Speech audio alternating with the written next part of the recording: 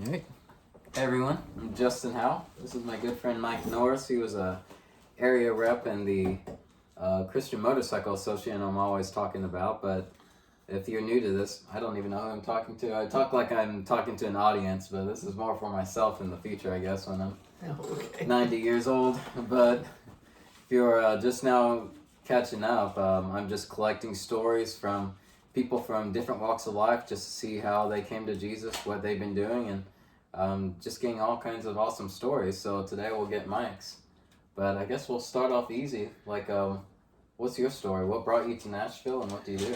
I was born and raised here in Sparta, which is a kind of a suburb of Nashville. We're about an hour away. I retired from Federal Mogul, which I done injection molding. Before that, I drove truck for years and got to talk to a lot of people. I've rode motorcycles on and off all my life. We got involved with the Christian Motorcycle Association in 2000. Got our colors in 01, and then we moved up into leadership in 06 for 16, 17 years, and we've really enjoyed it. Got to talk to a lot of people, got to do a lot of traveling, enjoy the camping, especially out at Colors. And of course, I don't know if you've told about Colors or not, but it's our big rally we have every year in Hatfield, Arkansas. Great group out there. There's usually several from this area that go out every year. Just really have a good time. Get to do a lot of riding while we're out there. There's a lot of good roads, but you don't beat the roads here in Middle Tennessee. I don't care where you go. It's just been a really good thing for us. Me and Brenda, my wife, we've been in church about all our lives. We run away from God for a little while. I think everybody goes through that point. We got back in church 97, 98. Went to a church close by here, and we felt like we were just sitting on the pews. We were just pew warmers. And got involved with CMA, and it really took us into the being able to minister to people one-on-one out on the road and talk to people.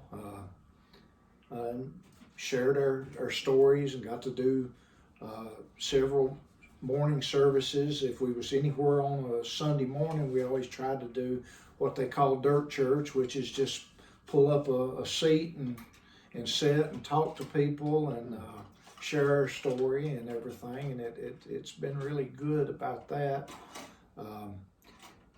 We've rode with about every group in this area at one time or other. Don't get to ride as much as we'd like to. Even after I retired, we didn't get to ride as much as we'd like to because there were so many things going with so many different, and we were over to start with 8 chapters, and then we dropped down to 5, and they ain't but 4 months or 4 weekends in a month, so you don't get to ride with everybody all the time, but tried to ride more with the closer groups. We've done several. There's a local event in the other side of Cookville that's a 1% biker group. They have a big party over there for one long weekend a year. We've been to it several times. Got to do the Sunday morning service there on the stage, which worked out real good. Done a wedding there at the stage, and being with CMA has been really good for us and with us. Done several weddings, done several funerals, got to, as I say, witness more than anything. Sometimes you don't know you're witnessing when you're witnessing because it's just the actions you do more than the talk you do. It worked out really well for us. Okay, so you've been in CMA for about 20 years then, right? Mm-hmm. Okay, you said there was a period where you kind of ran away from God as well. That was before CMA. Yeah. Oh yeah. But that was when we were teenagers and first married and everything. We lived in Florida for 10 years, and just let life get caught up with us instead of worrying. I was brought up in church, so I know all about church for years and years and years. So, it wasn't a new story for me. I was saved when I was about 10, a little church down the road from where I lived. And I served God there at that capacity for several years before we got away from going to church. We lived in Florida. We'd go to the lake with the boats and everything instead of going to church. Fishing and everything. You just you let the world interfere with you if you're not careful. That's it. That's interesting you say that, because Eddie said something similar, and I'll come back to that. But what kind of brought you back to God? You said like was it 98? Was the year you said you came back? So okay. When we come back, started attending church. We just went to a church and visited with some friends of ours that got us into CMA. He was a Church of God preacher, and he had invited us to church, and we just started going to church again and searching around, and really enjoyed the service that Sunday. So then we started going to a church not far from here down the road, and worked out really, really good for us. Served as deacon there for several years. Of course, the deacon where we go now, which is the other way right up the road.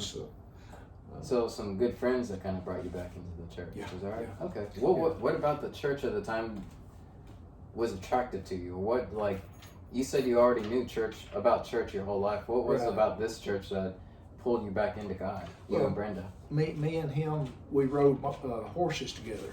Oh. And we rode motorcycles together. Oh, so motorcycles, cars, trucks, horses, anything. Anything that moves. Okay. But we rode horses together, me and him, my preacher friend, for several years. And things had just come up in conversations, and we'd get to talking about God and ask questions and stuff. And we just seen the need that we needed to have more God in our lives. Okay. So. That's interesting. I actually want to touch up on that, because that sounds like it's a chock full story right there. Well, we was members of the Christian Cowboy Association for a little while. It's just a group of cowboys that there's a big church in Nashville there that does that, the Cowboy Church, but they would do services at the shows and stuff we'd go to. The boys showed 4-H and stuff for several years, and they'd always have the guy come by, and he'd do a real short little service, and worked out really good. So we joined that for a while. We was about every weekend on the horses, just like we was every weekend on the bikes for several years. So you get drawn into anything. Of course, me and my youngest son race cars, dwarfs, which have got motorcycle engines. But I get to talk to a lot of people at the track. A lot of times at the track, they have a prayer before they start the driver's meeting and stuff. Well, the guy that usually does it, if he's not there, they've asked me to do it several times. It's just being available and being there. You're able to get a blessing and be a blessing. We reach out any way we can. I mean, you don't limit it to one thing. That's just like CMA is into old cruisers. They're into sport bikes. They're into 4-wheelers and 3-wheelers, and anything motorcycle related they do. So you find that common ground. Yeah. Okay. Yeah, anything to open a door to be able to witness. Yeah.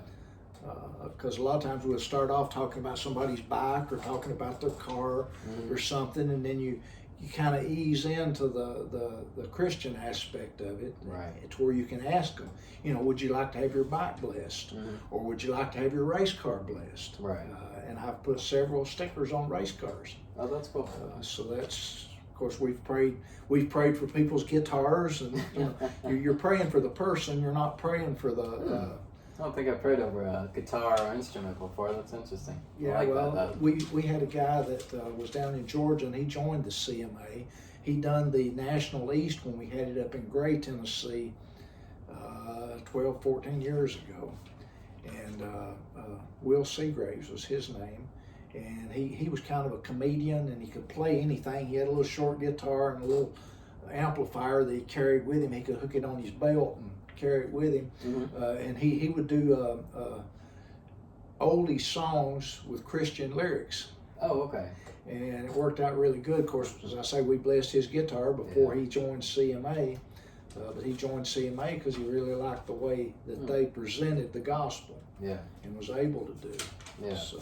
Yeah, it's definitely, big thing I've noticed about CMA is like it's relationship based. Right. Like as Big K likes to say, people want to, and Eddie, and lots of people actually, people want to know how much you care before they care how much you know. Right. It's not necessarily about knowing church since you're little or the doctrine or knowing all your verses, which isn't bad, but it's definitely getting to know the people in your church, getting to know the love of God on a more personal level. So I like that. What are some qualities you've noticed that you and Brenda kind of noticed in yourselves after you came back to church in '98 compared to like the time you were running away from God and were more part of the world?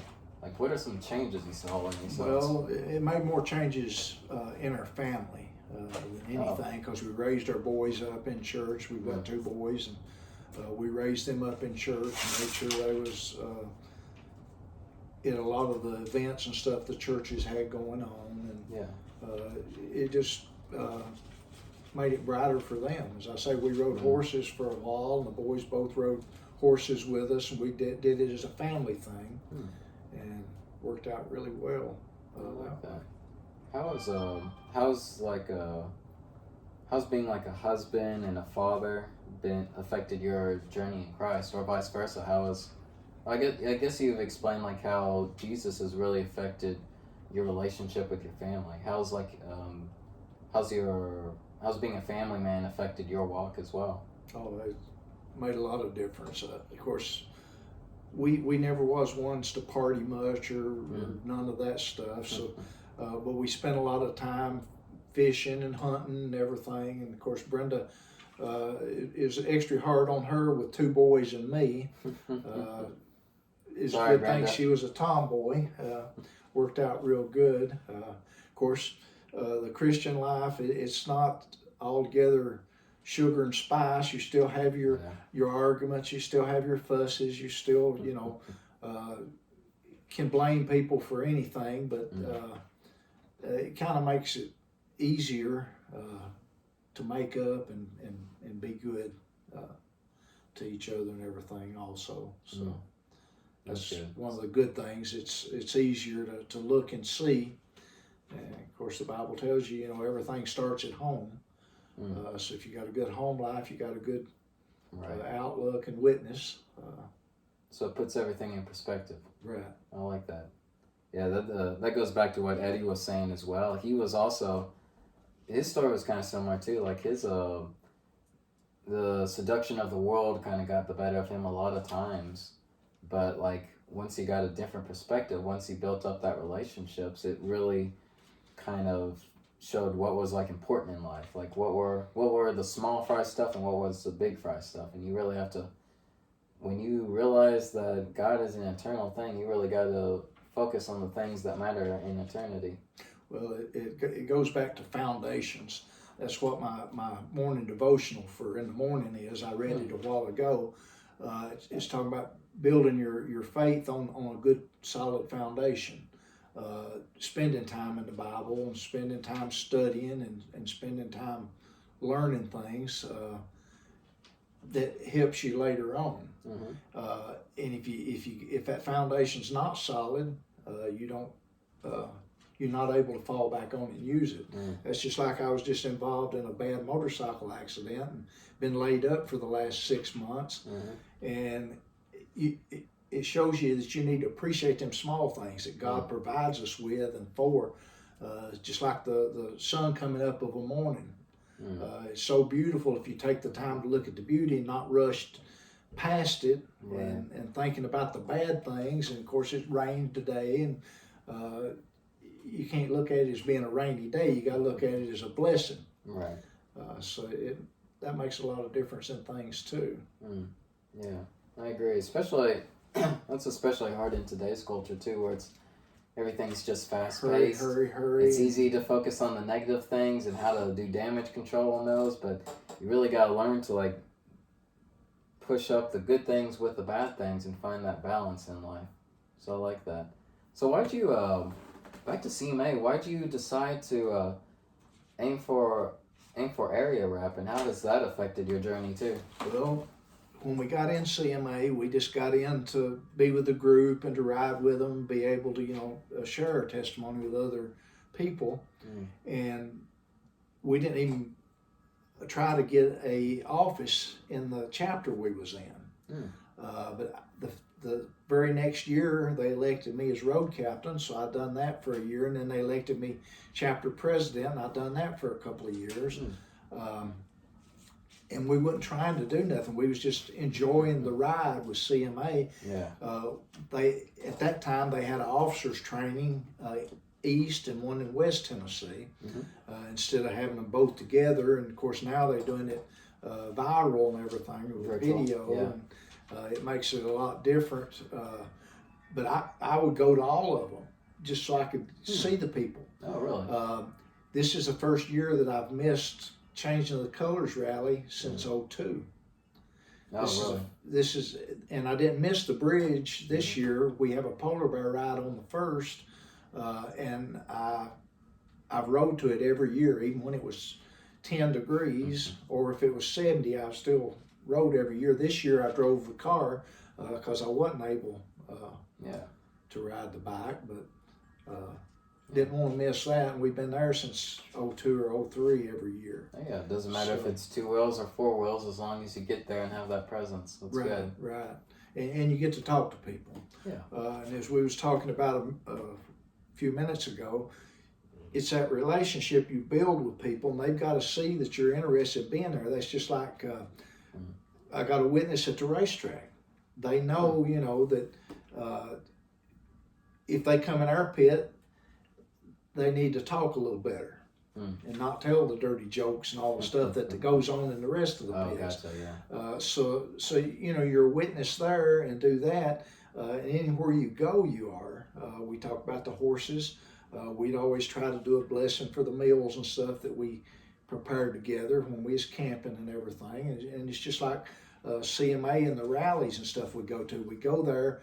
It's kind of like a big revival. We have services in the morning, services in the evening, and of course they have seminars and stuff or rides during the day, and it works out really well. Even though you're talking about there being with a group of Christians, you still feed off of each other, and you have that relationship one-on-one and that fellowship with each other. I know you used the colors year before last when I was there. You can't turn the clock back on some of them. That's just like when you go, especially to the 1% group. If you're not around them a lot, if you don't go to their events and their stuff, they don't know you. Right. Of course, I have a problem remembering names, so I try not to go to a whole lot of them because I can't remember the names of the people, and not showing disrespect, just not being able to remember. Right. Hey, that don't work really good. It doesn't work in with them places. So.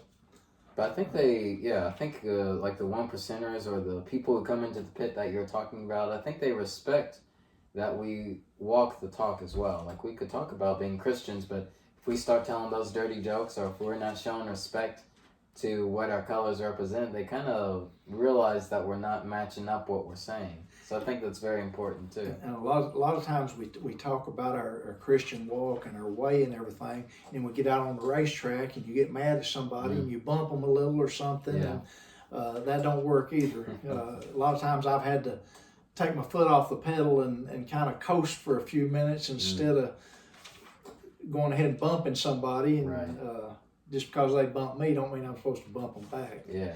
You're not supposed to turn the other cheek completely there. It's a different circumstance, but going back to Bible principles, you still don't take it out on them. So that works out. That's funny. That popped up in our last Bible study. We were talking about temptation, and Goat was like talking about competition, like where it's are we allowed to like feel competitive, or? And I think like intention is definitely a big part of that. Like it's uh, good to be competitive because we need like that willpower to do things, but it can't be coming from an angry place. It can't be coming from a place where you want to like road rage or hit the other person like that. There's a balance. There's a balance in there, definitely. At all our state rallies and the Changing the Colors rally, or if you go to a 1% group, they have bike games.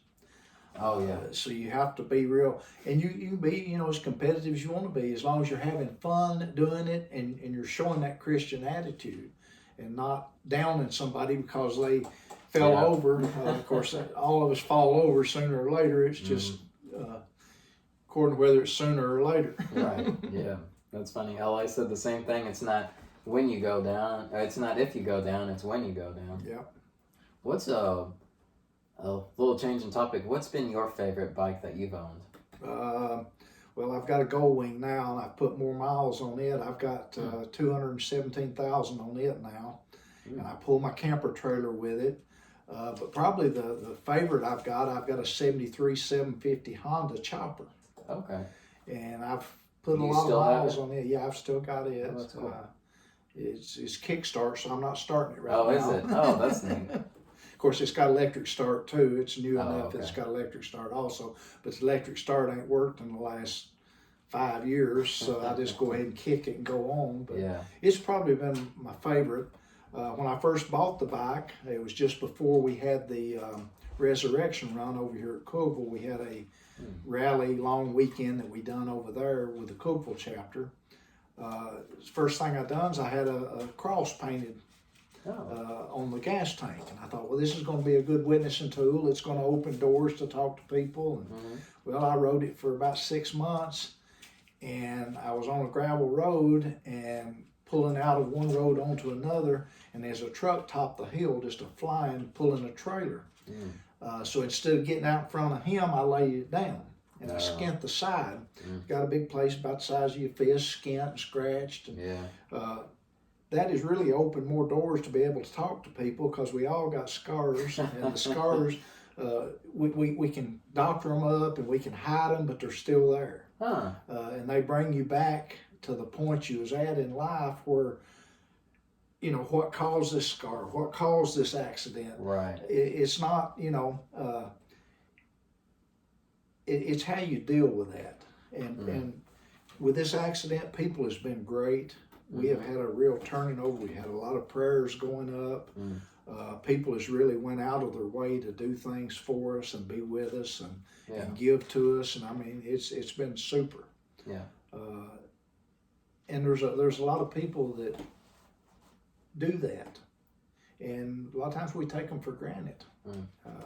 It's just like when people say, I'll pray for you, and then it's out of their mind. Yeah. We try not to do that. We try to go ahead and just pray for them right then, and then remember them later too. Right. So that's good. Yeah, I think that's all the meetings I've been to, and the meetings I hadn't been to, the chapters that I've been associated with, they bring it up in prayer every month for me. So, and I can feel it. It's made a lot of difference in the way that I've healed.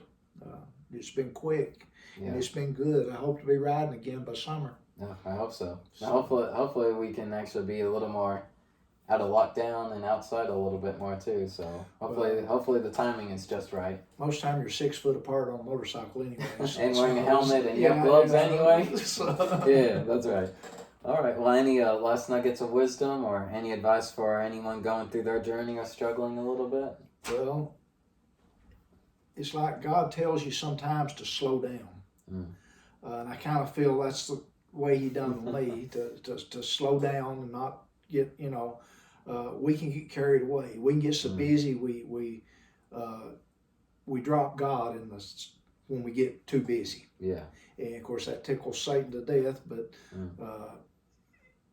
just slow down, take your time about it, get you a good foundation, and go from there. And your witness will always be your witness. So if you do something bad, like road rage or something, going down the road, or that stuff sticks to you quick. Yeah. So you can tear a testimony down Mm.